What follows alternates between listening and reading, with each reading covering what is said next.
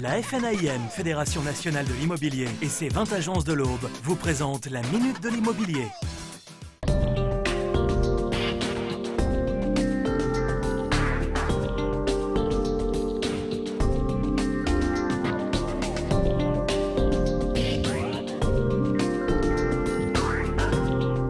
Ce soir, dans la chronique de la Minute Immobilier, on s'intéresse à une question qui taraude peut-être certains d'entre nous. Qui peut acheter un bien immobilier? Et on en parle ce soir avec Jean-François Petitot, qui est agent immobilier à Troyes. Quels sont d'abord les critères? Qui peut acheter un bien immobilier? Est-ce que tout le monde a droit d'acheter un logement? Dans l'absolu, oui.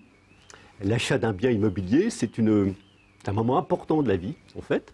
Et ça correspond à des desiderata très variables, entre guillemets. Vous pouvez acquérir un bien pour vous loger à titre personnel, c'est votre premier achat. Lorsque, et on le constate, vous êtes somme toute jeune, en dessous, on va dire, de 30 ans. Hein. Ce n'était pas le cas il y a des années en passé, c'est beaucoup plus vrai maintenant. Vous pouvez acquérir en fait un bien pour loger votre famille dans une tranche de vie supérieure. Vous pouvez aussi investir et pour vous constituer en fait un patrimoine immobilier en prévision effectivement de votre retraite. Donc tout le monde peut acheter, avec une réserve bien sûr. C'est qu'on est dans un environnement impitoyable où effectivement la contrepartie va être la capacité effective de financer ce bien puisqu'on suppute que tout à chacun n'a pas les disponibilités en cash pour acquérir ce bien. Donc recours à l'emprunt, vision des organismes prêteurs sur la solvabilité de la personne ou du couple qui emprunte et l'adéquation entre les charges de remboursement et les revenus effectifs du foyer. Est-ce qui veut dire que pour acheter un bien immobilier, il faut avoir un emploi en CDI, en contrat à durée indéterminée de toute façon? C'est indéniablement préférable, même si aujourd'hui des organismes sont en capacité d'appréhender effectivement des accompagnements bancaires pour des personnes qui travaillent par exemple dans l'intérim. Hein, mais il y aura bien sûr des critères d'acceptation plus aisés si effectivement vous avez un emploi pérenne, si effectivement vos revenus sont étals, etc.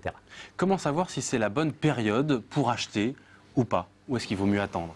Alors, ça reste, il faut quand même bien en avoir conscience, l'achat essentiel dans la vie d'un couple ou de la vie d'une personne.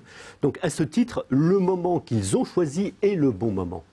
Hein, puisque de toute façon, au-delà d'une valeur patrimoniale, il faut bien penser effectivement que l'acquisition d'un logement, de quelle que soit sa nature, c'est bien pour y loger sa famille. Donc il y a une obligation effective et le moment, c'est le moment qui correspond le mieux à l'évolution de la vie du foyer.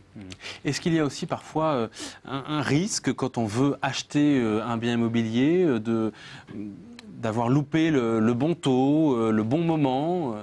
Alors, notre rôle, en fait, en tant que conseil immobilier, va être d'épauler l'acquéreur, effectivement, dans cette recherche, somme toute, qui peut paraître compliquée pour le kidam, de l'orienter, effectivement, vers l'organisme prêteur le plus à même, sur l'instant, de l'accompagner avec le taux le meilleur par rapport au contexte. Au-delà de ça, y a-t-il d'autres critères?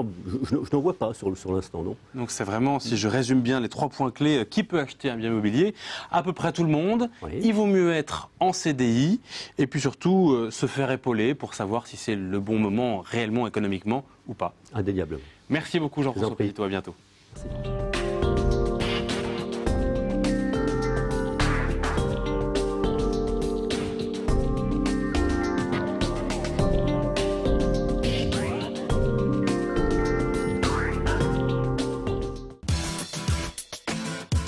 FNAIM Aube et ses 20 adhérents du département, avec le Cube, c'est carré.